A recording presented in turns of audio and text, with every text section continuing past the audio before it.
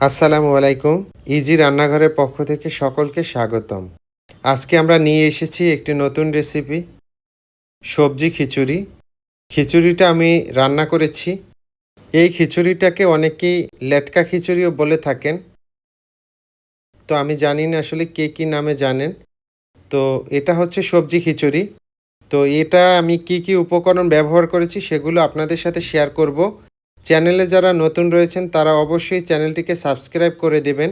পাশে থাকা বেল আইকনটি অন করে রাখবেন। সকল ভিডিও আমাদের পেয়ে যাবেন।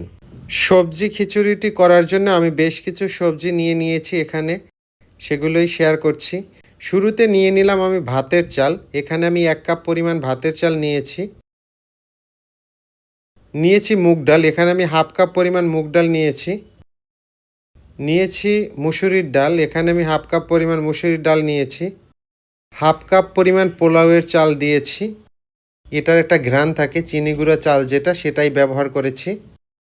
আপনারা এই চালটা ব্যবহার করবেন তাহলে ওই ঘ্রাণটা অনেক ভালো থাকে। দিয়ে দিচ্ছি আমি পানি। পানি দিয়ে চালগুলোকে খুব ভালোভাবে ধুয়ে নিতে হবে। এটাকে ৩ থেকে ৪ বার ধুয়ে নেবেন বা বেশি হলেও ভালো হয়। নিয়ে নিয়েছি আমি আদা এবং রসুন। আদা এবং রসুনটাকে আমি পেস্ট করে নিয়েছি। চাল এবং ডালগুলো একটা প্যানের মধ্যে আমি ঢেলে নিচ্ছি। এই যে দেখেন। দিয়ে দিচ্ছি আমি আলু। এখানে আমি ২ টা পরিমাণ আলু নিয়েছিলাম। আলুগুলোকে আমি কুচি করে নিয়েছি। দিয়ে দিচ্ছি টমেটো। এখানেও ২ টা পরিমাণ টমেটো নিয়েছি। দিয়ে দিচ্ছি পটল। ২ টা পরিমাণ পটল দিয়েছি। দিয়ে দিলাম কাঁকরোল। ১ টা কাঁকরোল দিয়েছি। এখন কিন্তু সবজি বাজারে প্রচুর পাওয়া যায়। দিয়ে দিলাম আমি ধনিয়ার গুঁড়া। ধনিয়ার গুঁড়োটা অবশ্যই আপনারা ব্যবহার করবেন। দিয়ে দিচ্ছি আদা এবং রসুন পেস্ট। দিয়ে দেব পেঁয়াজ কুচি। তো এখানে পেঁয়াজ কুচিটা একটু কম দিতে পারেন যেহেতু আবার পরে ব্যবহার করব। দিয়ে দিলাম আমি কাঁচামরিচ। দিয়ে দিচ্ছি ২ টা পরিমাণ তেজপাতা। দিয়ে দেব পরিমাণ মতো লবণ। লবণটা শুরুতে একটু কম দিলে পরবর্তীতে আরও অ্যাড করা যাবে। দিয়ে দিলাম হলুদের গুঁড়া। এটাও আপনারা বুঝে দিয়ে দিবেন কি পরিমাণ চাল নিয়েছেন। একটু সরিষার তেল আমি দিয়ে দিলাম।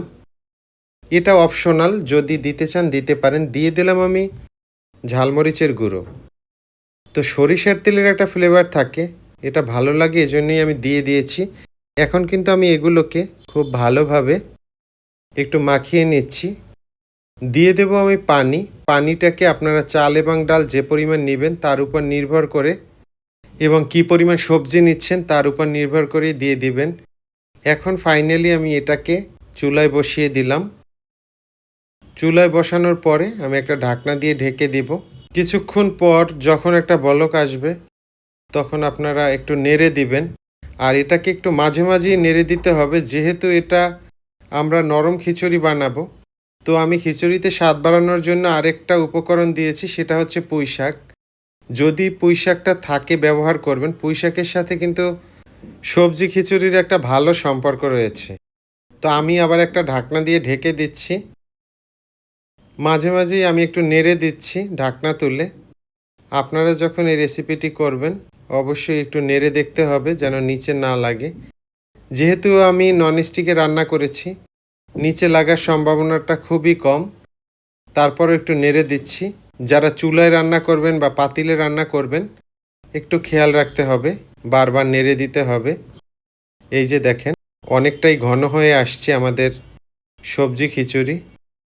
আমরা আবার নেড়ে দিচ্ছি। সবজি খিচুড়ি কিন্তু অনেক উপকারিতাও রয়েছে। হজম শক্তি বৃদ্ধি করে।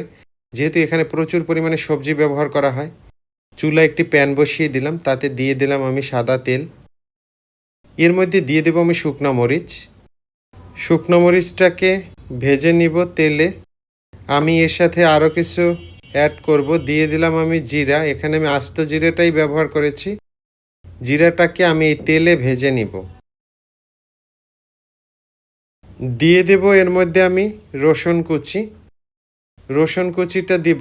এটা একটা ভালো ফ্লেভার আসে এটার জন্য। এবং এর সাথে আমি অ্যাড করে দেব পেঁয়াজ। এই যে পেঁয়াজ কুচি। এখন এগুলোকে খুব ভালোভাবে ভেজে নিব। একটু ব্রাউন ব্রাউন কালার করে ভাজবেন, খেয়াল রাখতে হবে। সবজি খিচুড়ি হজম শক্তি বৃদ্ধির সাথে সাথে রোগ প্রতিরোধ ক্ষমতা বৃদ্ধি করে, ওজন কমাতেও কিন্তু সাহায্য করে এবং শরীরে শক্তি বৃদ্ধি করে।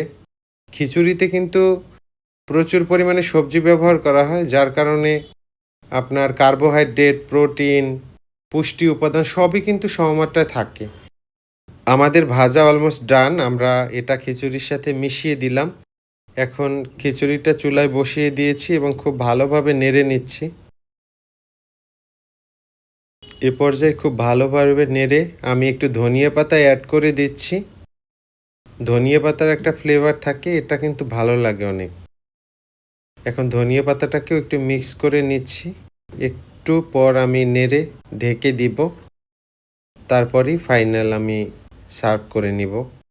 আসলে এগুলো মাঝে, মাঝে খেতে হয়, বাচ্চাদের খাওয়াতে হয়, অসাধারণ টেস্ট হয়। আপনারা বাসায় এটা ট্রাই করবেন। যারা বিশেষ করে ভাত খেতে চায় না, এদের জন্য এটা করে দিতে পারেন। অনেকে রয়েছেন যে সবজি খেতে চায় না। এভাবে করে একটা নাস্তা হিসেবে যদি তাদেরকে দেন, ভালো লাগবে খেতে। এই যে দেখেন, একদম গরম, গরম পরিবেশন করেছি, ধোঁয়া উঠছে। অসাধারণ দেখতে এবং অসাধারণ খেতে। খুবই ভালো লাগে। এটা বাসায় অবশ্যই ট্রাই করবেন আপনারা। ধন্যবাদ জানাচ্ছি সকলকে যারা ভিডিওটি দেখেন। ভিডিওতে প্রচুর পরিমাণে কমেন্টস করেন আপনারা, লাইক দেন, শেয়ার করেন। অসংখ্য ধন্যবাদ এবং কৃতজ্ঞতা প্রকাশ করছি। আপনারা সবসময় ভালো থাকবেন, সুস্থ থাকবেন এই কামনা করি। আমাদের জন্য দোয়া করবেন। আল্লাহ হাফেজ।